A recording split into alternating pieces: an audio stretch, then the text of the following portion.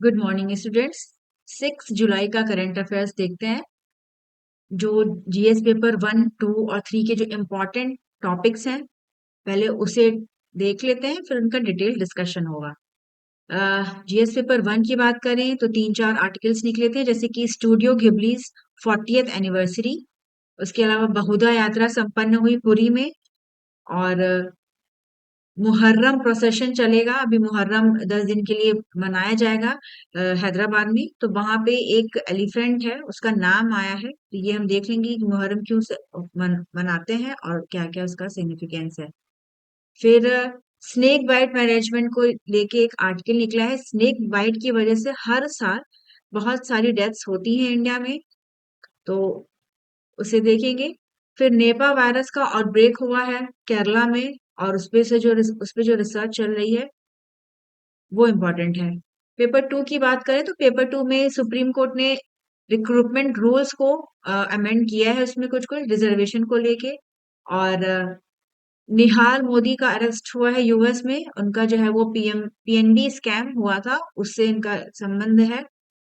फिर मीके दातू project dispute, इसको देखेंगे। फिर electoral roll revision and citizenship verification in Bihar. फिर India's equality status in Gini index, ये पेपर 3 का है टॉपिक। और इसके अलावा इंडिया के पहले नेशनल कोऑपरेटिव यूनिवर्सिटी का फाउंडेशन स्टोन रखा गया है। फिर झारखंड के रामगढ़ में कोल माइन कोलैप्स हुआ है। उसके अलावा कैलिफोर्निया में के जंगलों में आग लगी हुई है, तो देख लेंगे इसका लोकेशन हमारे लिए पूछा जा सकता है एग्जामिनेशन में। फिर प्रधानमंत्री जी ब्रिक्स समिट को अटेंड करने के लिए गए हैं। और इस पूरे अपनी यात्रा के दौरान वो 5 कंट्रीज गए। और वहां पे त्रिनिदाद टोबैगो गए, घाना गए, अर्जेंटीना गए। तो वहां पे जो भी एग्रीमेंट्स हुए हैं उन्हें हम देखेंगे। फिर दलाई लामा का एसाइलम इन इंडिया, कि दलाई लामा कितने साल से रह रहे हैं, कैसे इसका हिस्टोरिकल क्या क्या उसके टर्निंग पॉइंट्स थे, ये बताए गए हैं इस आर्टिकल में। फिर साइंस टेक्नोलॉजी की बात करें तो evolution and functionality of barometers है। और एक मॉलिक्यूल डिटेक्ट हुआ है, उस जिसका यूज कॉपर के डिटेक्शन में किया जाता है, तो वो हम देखेंगे। तो सबसे पहले बात कर लेते हैं स्टूडियो घिबली की। ये आजकल बड़ा न्यूज में है। अभी हाल फिलहाल बहुत सारे इंस्टाग्राम पे रील्स थे, और लोग अपना जो फोटो था उसको जनरेट कर रहे थे, घिबली आर्ट में कन्वर्ट कर रहे थे। तो ये जो स्टूडियो घिबली है, ये एक जापानीज एनिमेशन फिल्म स्टूडियो है। और इसको बनाया गया था हायाओ मियाजाकी के द्वारा 1985 में। तो इसकी 40th एनिवर्सरी जो है वो सेलिब्रेट हो रही है।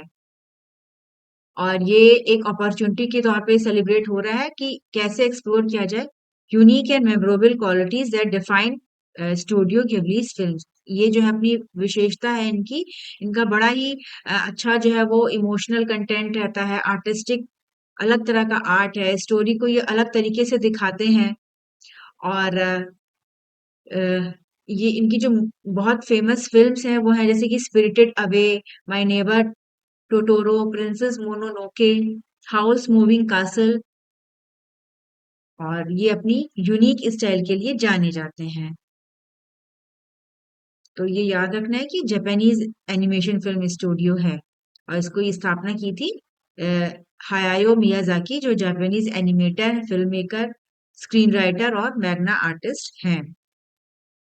और ये इंटरनेशनल रिकमेंडेशन इनको मिला हुआ है। फिर बहुधा यात्रा सेलिब्रेट हुई है।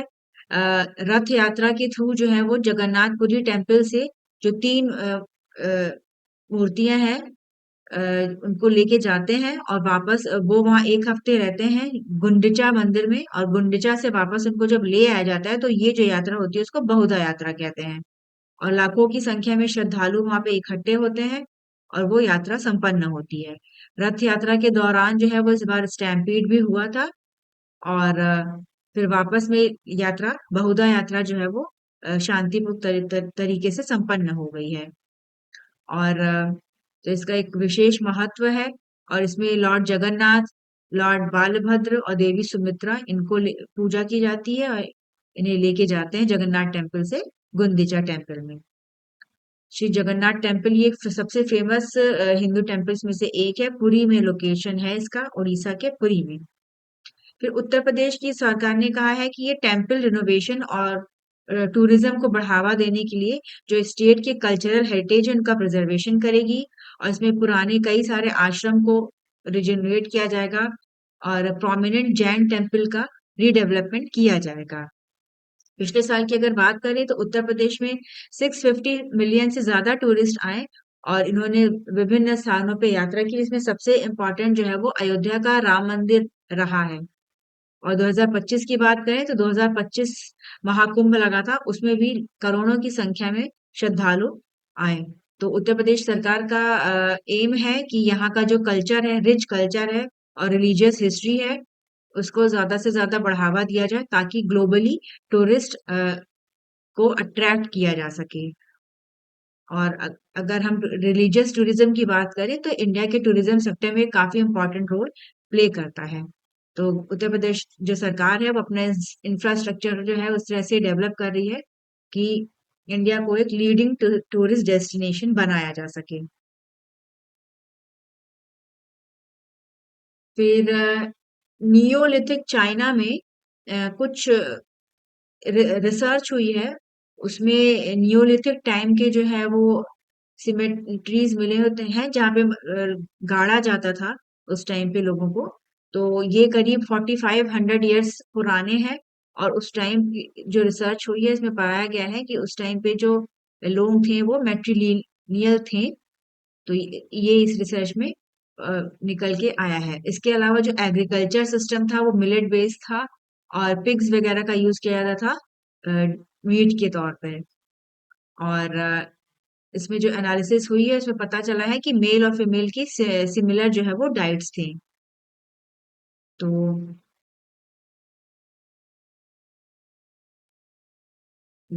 इसमें जो टेक्नोलॉजी का यूज किया गया है इसमें माइटोकॉन्ड्रियल डीएनए का और इनका यूज किया गया है आइडेंटिफाई करने के लिए कि कैसे जो है वो उस टाइम पे सेटलमेंट हुआ करता था, कैसे सारी चीजें थी। और अगर मैट्रिलिनियर क्लैंस की बात करें तो एक इस तरह का सोशल सिस्टम होता है जिसमें जो एंसेस्ट्री होती है वो फीमेल लाइन की होती है। जैसे अभी हम लोग क्या है कि पुरुषों का क्लैन चलता है, तो उस टाइम पे ये जो साइड मिली है वहां पे फीमेल लाइन थे, मतलब पुरुष जाते थे और रहते थे महिलाओं के यहाँ, और उनके बाद उन्हीं का हेरिटेज जो है वो पूरा चलता था। फिर मुहर्रम अभी हो रहा है, और मुहर्रम जो है वो एक पीरियड ऑफ मोर्निंग होता है। और ये इमाम हुसैन इब्न अली, ये ग्रैंड सन थे प्रोफेट के, और इनकी मृत्यु हुई थी बैटल ऑफ करबला। तो उसका शोक व्यक्त करने के लिए मुहर्रम मनाया जाता है, और इसमें जो है प्रोसेशन चलता है। लोग अपना कई सारी चीजें लेके चलते हैं। और तो इसमें लक्ष्मी है एक एलिफेंट जिसे कि कारी बसेश्वरा मठ से ले आया गया है, और ये उसमें पार्टिसिपेट करेगी। और हर साल एलिफेंट जो है वो एक आलम होता है, इसको लेके चलते हैं। आलम होता है एक लॉन्ग प्लेक होता है जो कि गोल्ड का बना होता है, उसमें डायमंड्स लगे होते हैं। और ये स्टार्ट होता है बीबी का अलावा इन दीप दापीरपुरा, और जाता है ये इलाही मस्जिद में। तो उसमें जो मोरनर्स हैं, जो शोकाकुल लोग हैं, वो अपना जाते हैं, प्रोसेशन पूरा चलता है।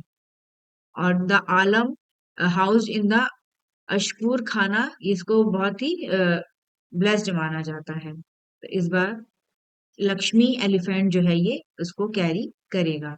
बैटल ऑफ करबला जो है ये एक पिवटल इवेंट था इस्लामिक हिस्ट्री में, और ये हुआ था 680 एडी में। और ये किनके इनके बीच हुआ था? Forces of Yazid one and a small group led by Imam Hussain.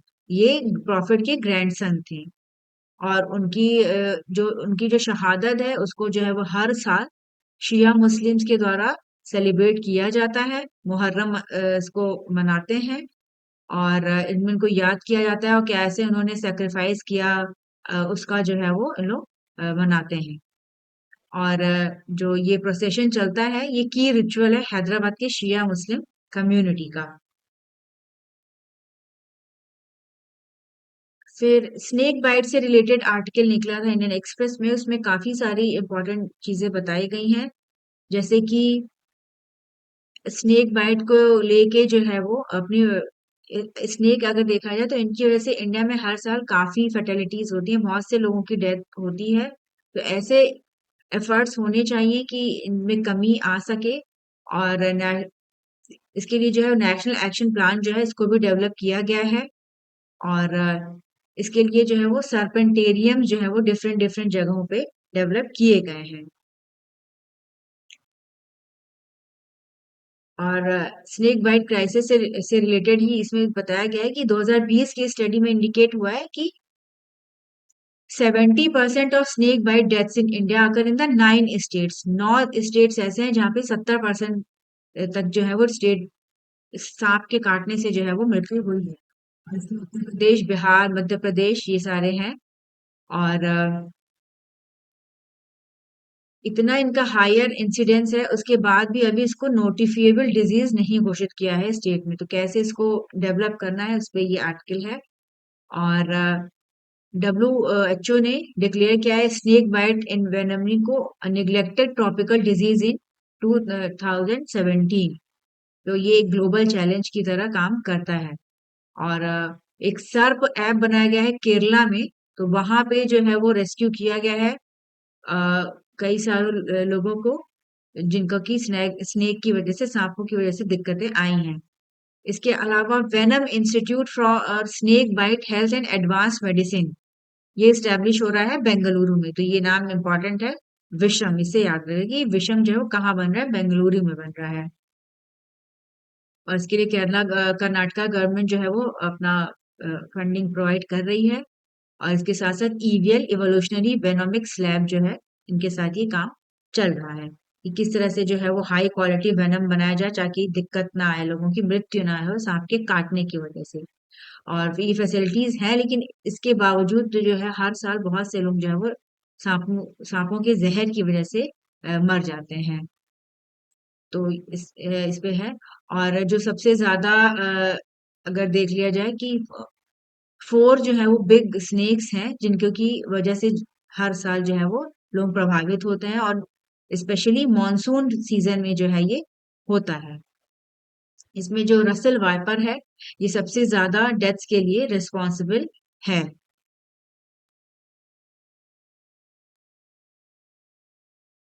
और जो बिग 4 हैं, जो 4 जो है सबसे इंपॉर्टेंट स्नेक की जो स्पीशीज है वो है common krait, Indian cobra, Russell viper और सॉ स्केल्ड वाइपर।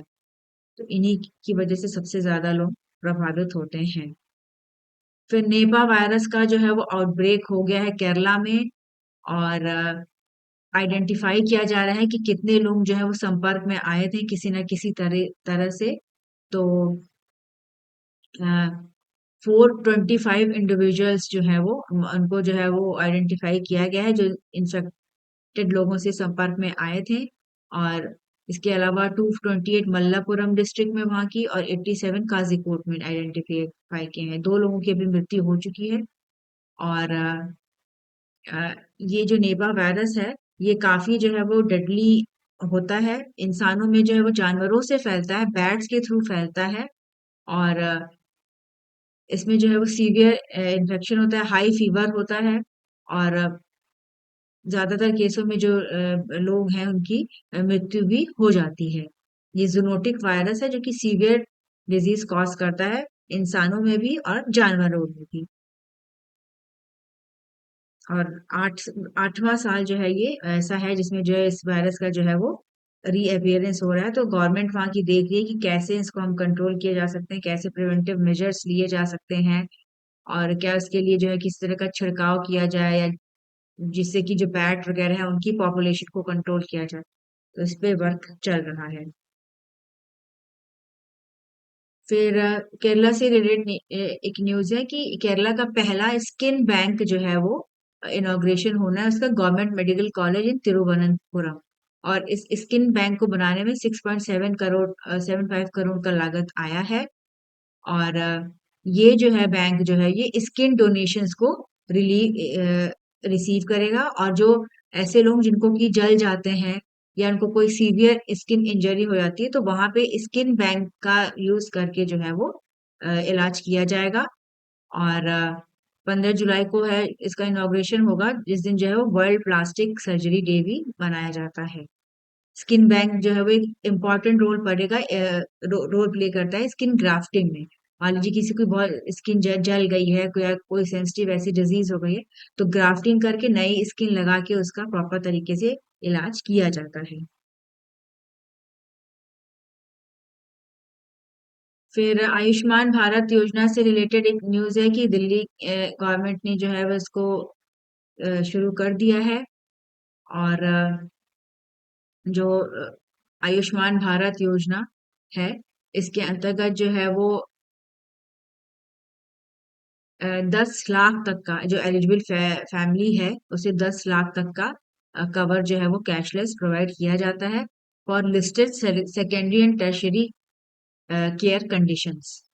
और प्रधानमंत्री जन आयोग योजना योजना जो है ये आइडेंटिफाई करती है लोगों को on the basis of socio economic and caste census data of 2011। और जिनके पास अन्य तरह की सुविधाएं नहीं है वो इस योजना का लाभ उठा सकते हैं। तो दिल्ली में भी इस स्कीम को ज्यादा से ज्यादा बढ़ाने का काम किया जा रहा है। फिर सुप्रीम कोर्ट की बात कर लें तो उसने अपने स्टाफ रिक्रूटमेंट रूल्स में अमेंडमेंट किया है to introduce reservation for the OBC SC and ST communities. और ये जो रिफॉर्म है इसकी शुरुआत की गई है justice chief justice of India B R Gavai, जो कि सेकंड जो है वो दलित टॉप जज हैं कंट्री के। अभी ये हाल ही में इनका जो है ये चीफ जस्टिस बने हैं।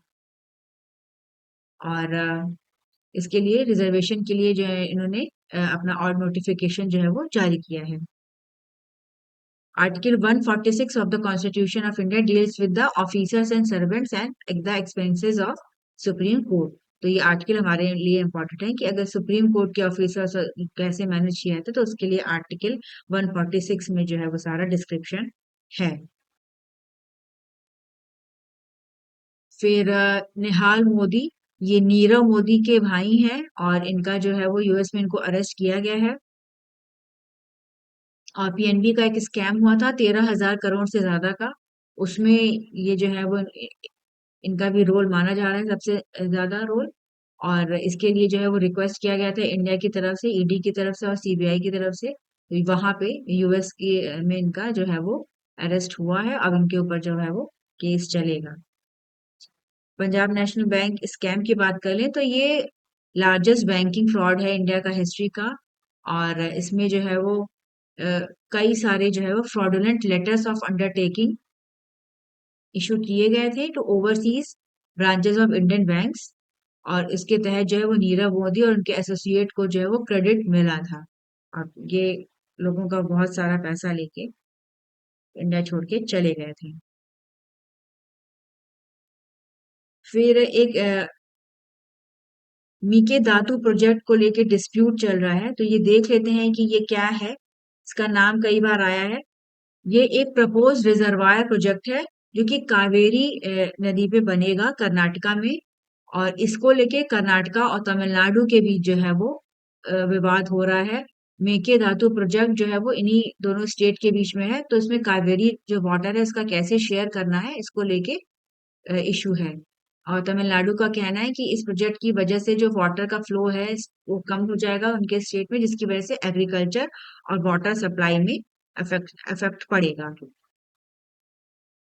तो ये जो प्रोजेक्ट कहाँ का है ये याद रखना इम्पोर्टेंट है। इसके अलावा बिहार में इलेक्टोरल रोल रिवीजन को लेके जो गाइडलाइंस जारी की गई है इलेक्शन कमीशन के द्वारा उसको लेके विवाद चल रहा है।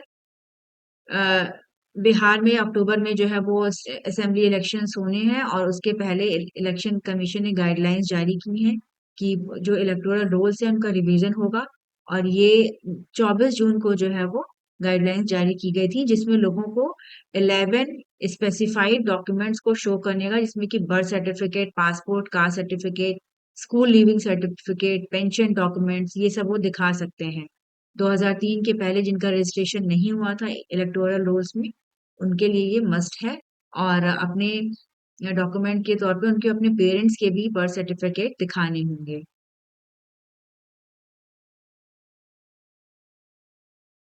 और अगर हम इलेक्टोरल रोल डिवीजन की बात करें इंडिया में, तो ये इलेक्शन कमीशन के द्वारा किया जाता है, और ये गवर्न होता है representation of the people act 1950 and the registration of electoral rules 1960। फिर महाराष्ट्र गवर्नमेंट ने इनिशियली अभी इंट्रोड्यूस किया था कि हिंदी को मैंडेटरी करेंगे as a third language in primary education, Marathi and English medium state board schools. NEP policy के तहत तो इन्हें ले लिया है कि नहीं, जरूरी नहीं है कि हिंदी जो है वो क्लास फर्स्ट से लेके फिफ्थ तक पढ़ाया जा सके। उसके लिए अपोजिशन पार्टीज का विवाद चल रहा था, तो बैकलैश को देखते हुए जो गवर्नमेंट है उसने अपना रूलिंग को वापस ले लिया है कि जरूरी नहीं है कि हिंदी को जनरल थर्ड लैंग्वेज की तरह जो है वो पढ़ा जाए।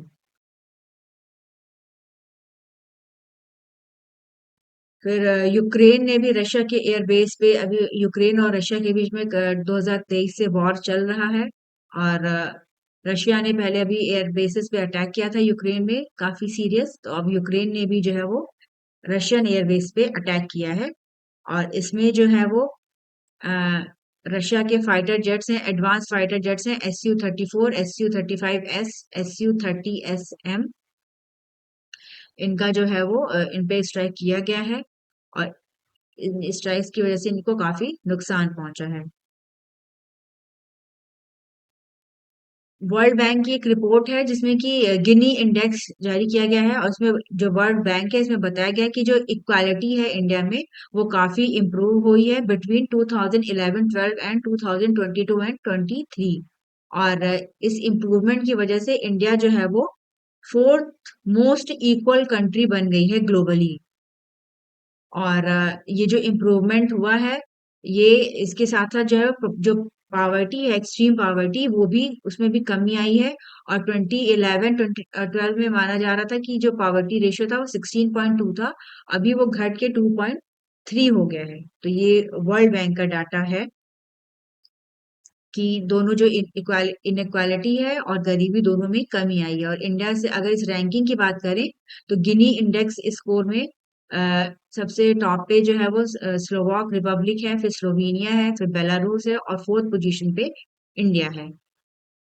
और इंडिया का जो इंडेक्स में पॉइंट है वो 25.5 है। और गिनी इंडेक्स एक्सेस करता है income, wealth and consumption distribution across households और individuals within a country, और इसमें रेंज होता है फ्रॉम 0 to 100। गिनी इंडेक्स एक स्टेटिस्टिकल मेजर है of economic inequality in a population.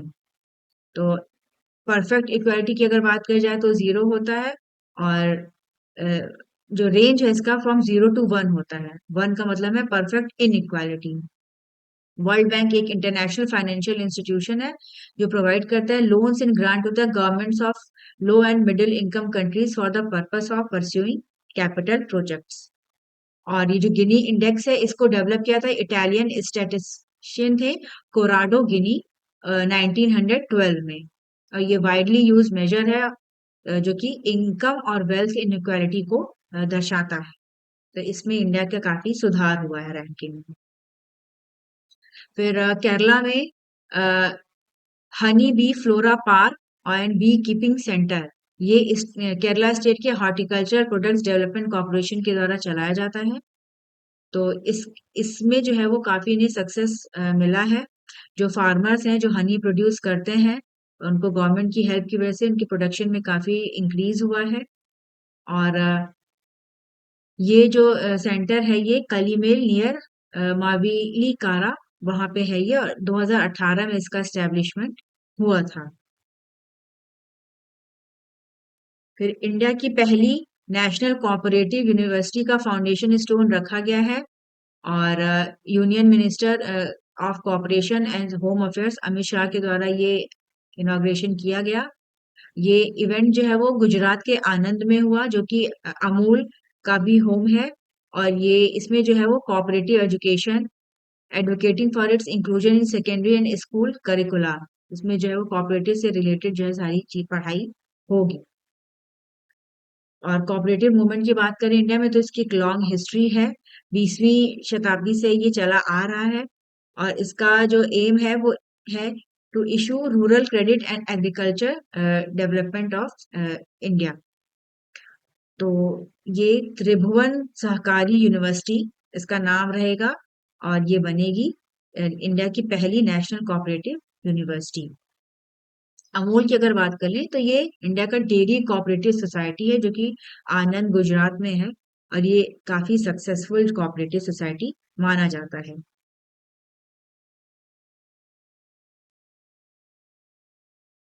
फिर पुरी इंटरनेशनल एयरपोर्ट के आसपास का जो एरिया है उसके अप्रूवल को लेके यूनियन एनवायरनमेंट मिनिस्ट्री के एक्सपर्ट अप्रेजल कमेटी ने रिकमेंड किया है कि यहाँ एनवायरनमेंट क्लियरेंस जो है वो for the green field Puri international airport उसको दिया जाए और कुछ कंडीशंस लगाई हैं उसके लिए।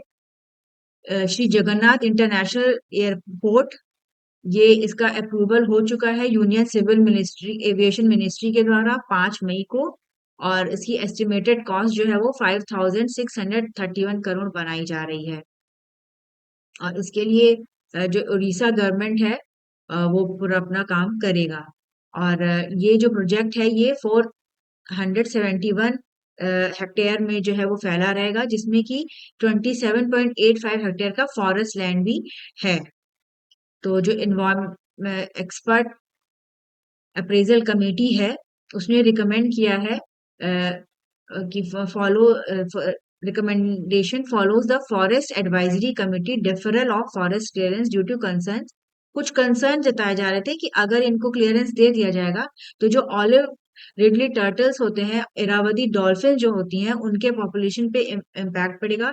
इसके अलावा इस एरिया के डेवलपमेंट के लिए जो है वो करीब 13,000 से ज्यादा जो ट्रीज हैं उनको काटना पड़ेगा पूरी की कोस्ट लाइन पे और उनका जो है वो काफी इम्पैक्ट पड़ सकता है। पूरी का जो कोस्ट लाइन है वो साइक्लोन्स वगैरह के लिए जाना जाता है, वहां पे काफी सारे साइक्लोन्स आते रहते हैं और तो इसी के लिए जो इन्होंने रिकमेंड किया है कि कैसे जो है वो हमें इन जो स्पीशीज है इनको प्रोटेक्ट करते हुए काम जो है वो करना होगा। और ये जो एरिया है ये काफी वल्नरेबल है और ये चिल्का लेक के आसपास का एरिया है। तो अब देखना होगा कि कैसे जो ये एयरपोर्ट है इसका डेवलपमेंट होता है। झारखंड के रामगढ़ में कोल माइन कोलैप्स हुआ है और उसमें काफी लोगों की मृत्यु हुई है, उसको लेके विरोध चल रहा है। सेंट्रल कोल फील्ड्स लिमिटेड ये एक मिनी रत्न कैटेगरी 1 कंपनी है और ये कोल इंडिया लिमिटेड की सब्सिडियरी है और ये मैनेज करती है और ऑपरेट करती है numerous coal mines in Jharkhand state of India. और ये इलीगल माइनिंग की जो चीजें हैं ये वहां पे काफी ज्यादा है जिसमें कि जो है वो अनलाइसेंस लोग जो है वो एक्सट्रैक्ट करते हैं मिनरल्स का और उसमें जो है सेफ्टी रिस्क और एनवायरमेंटल डैमेजेस का ध्यान नहीं दिया जाता है। रामगढ़ झारखंड में झारखंड का एक डिस्ट्रिक्ट है। एक लार्ज वाइल्ड फायर हुआ है जिसको कि कहा जा रहा है मैड्री फायर और ये कैलिफोर्निया में हुआ है जिसकी वजह से काफी डैमेज हुआ है।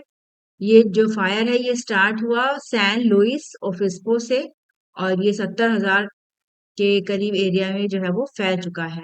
वाइल्ड फायर जो है वो काफी जो है वो सीरियस कंसर्न है। ये एक तरह ये एक नेचुरल हैजार्ड है और ये कैलिफोर्निया में कई बार जो है वो हो चुके हैं और बहुत ड्राई कंडीशन में हाई टेम्परेचर और स्ट्रॉन्ग विंड की कंडीशन में यहाँ पे अक्सर ये होता है। जो मेडिटेरियन क्लाइमेट है ये भी जो है वो कंट्रीब्यूट करता है जब हाई टेम्परेचर होता है तो उस टाइम पे जंगलों में जो है वो आग लग जाती है और ये अनकंट्रोल्ड फायर होता है जिसकी वजह से जो वेजिटेशन है वो तबाह हो जाता है। तो अभी कैलिफोर्निया में ये लगा है। फिर प्रधानमंत्री मोदी जी अपनी यात्रा पे गए हैं ब्रिक्स समिट अटेंड करने। तो उन्होंने काफी और भी कंट्रीज की यात्रा की, वो घाना गए, त्रिनिदाद और टोबैगो गए और उसके अलावा अर्जेंटीना गए।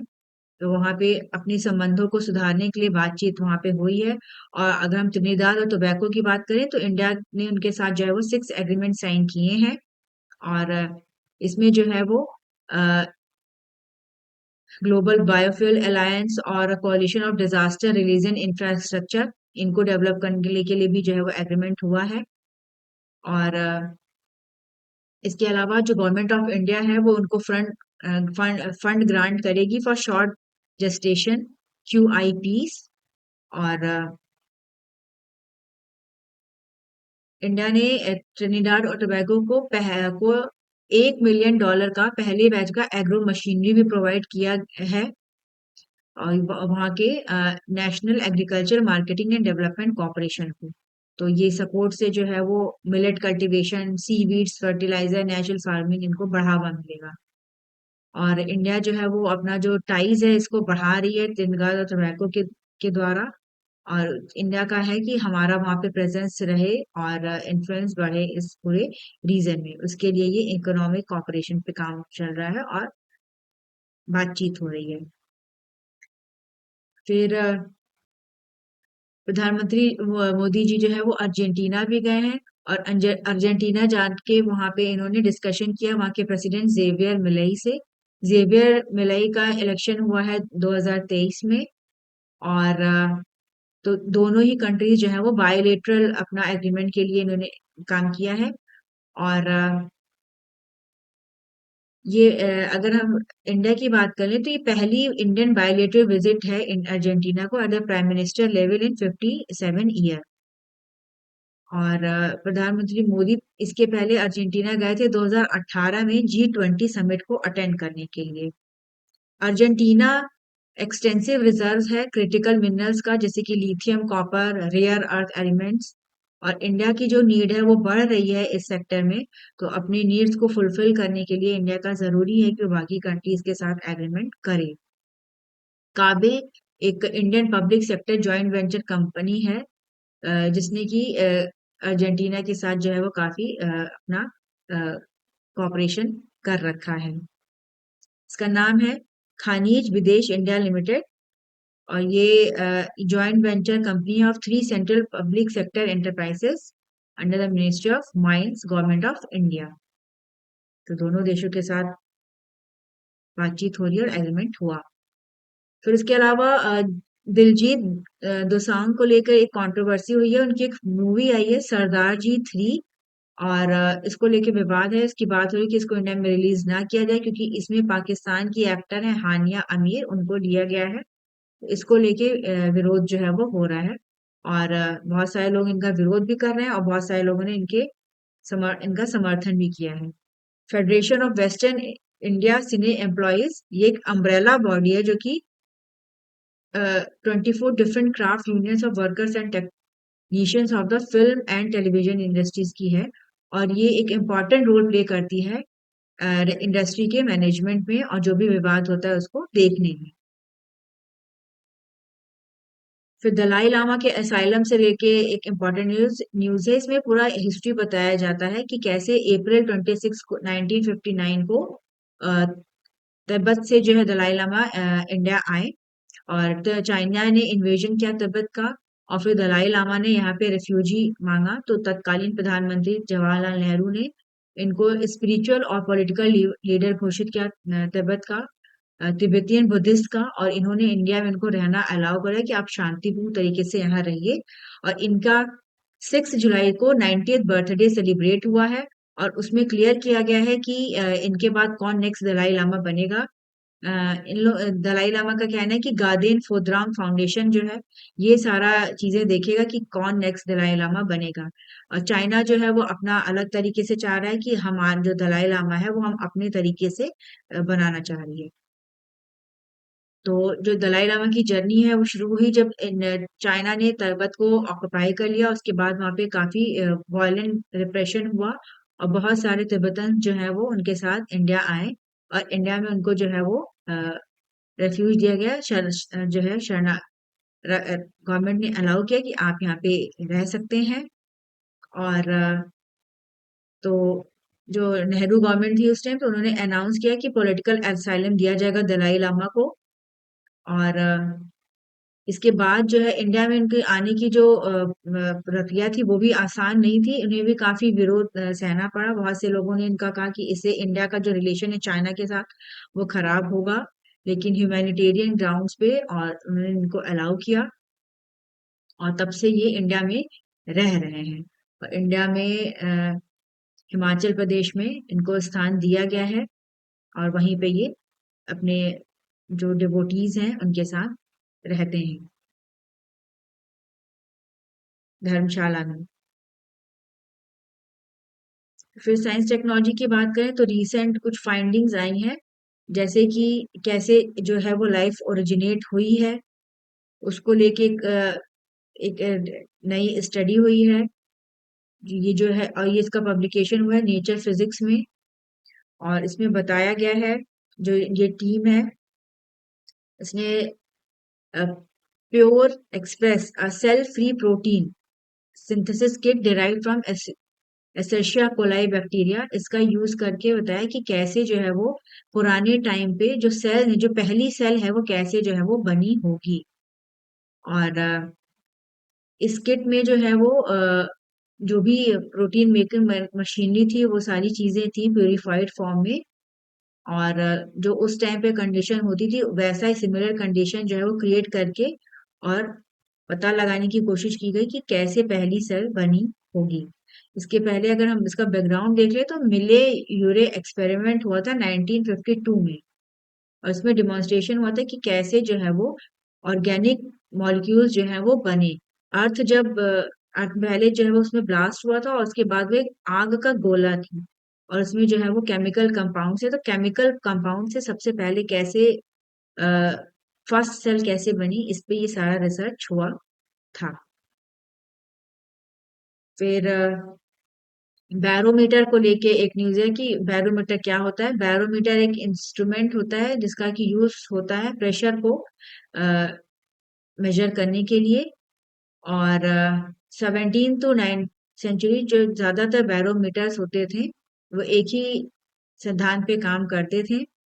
फिर उसके बाद 1984 में एनीरॉयड बैरोमीटर बना। और मॉडर्न अगर हम बात कर ले तो काफी सारे चेंजेस इसमें आ चुके हैं, तो इनको लेके भी एक स्टडी है कि कैसे जो है वो इनका इवोल्यूशन हुआ। फिर हाइजीन हैबिट्स को लेके बताया गया है कि कैसे इंसान की जो हाइजीन हैबिट्स हैं वो उसके एनवायरनमेंट को इम्पैक्ट करती हैं। एक रिसेंट रिसर्च हुई है, इसमें बताया गया कि अगर इंडिविजुअल्स जैसे ह्यूमन बींग्स अगर नहीं नहाते हैं तो उससे उनकी बॉडी पे इम्पैक्ट नहीं पड़ता है, लेकिन जो उनके अनवॉश क्लोथ्स होते हैं उसकी वजह से ओजोन जनरेटेड केमिकल्स जो है वो काफी मात्रा में प्रोड्यूस होते हैं। एकदम ज्यादा से ज्यादा जो है वो अगर कपड़े नहीं धुले जाएं तो जो ओजोन जनरेटिंग केमिकल्स हैं उनका नंबर जो है वो बढ़ जाता है। तो ये इसमें फाइंडिंग्स आई हैं। फिर FNPCU1 मॉलिक्यूल ये डेवलप किया गया है और ये जब फ्री कॉपर इसको मिलेगा विद इन ह्यूमन बॉडी तो ये उसको डिटेक्ट कर लेगा। तो ये जो प्रोब है इसका नाम इम्पोर्टेंट है। और कॉपर की बात करें तो एक एसेंशियल ट्रेस एलिमेंट है जो कि वाइटल रोल प्ले करता है वेरियस फिजियोलॉजिकल प्रोसेस में including enzyme function, energy production and iron metabolism. तो ये कुछ रीसेंट फाइंडिंग्स थी इनमें, जैसे कि अब FNPCU1 प्रोब है तो इसका आ सकता है कि किससे रिलेटेड है, जैसे बता दें कि कॉपर से रिलेटेड है। तो ये फाइंडिंग्स जो है वो हमारे लिए थोड़ी इंपॉर्टेंट हो जाती हैं, कभी कभी एग्जामिनेशन में इनसे क्वेश्चंस आते हैं। तो ये 6 जुलाई का सारा इम्पोर्टेंट करंट अफेयर्स था।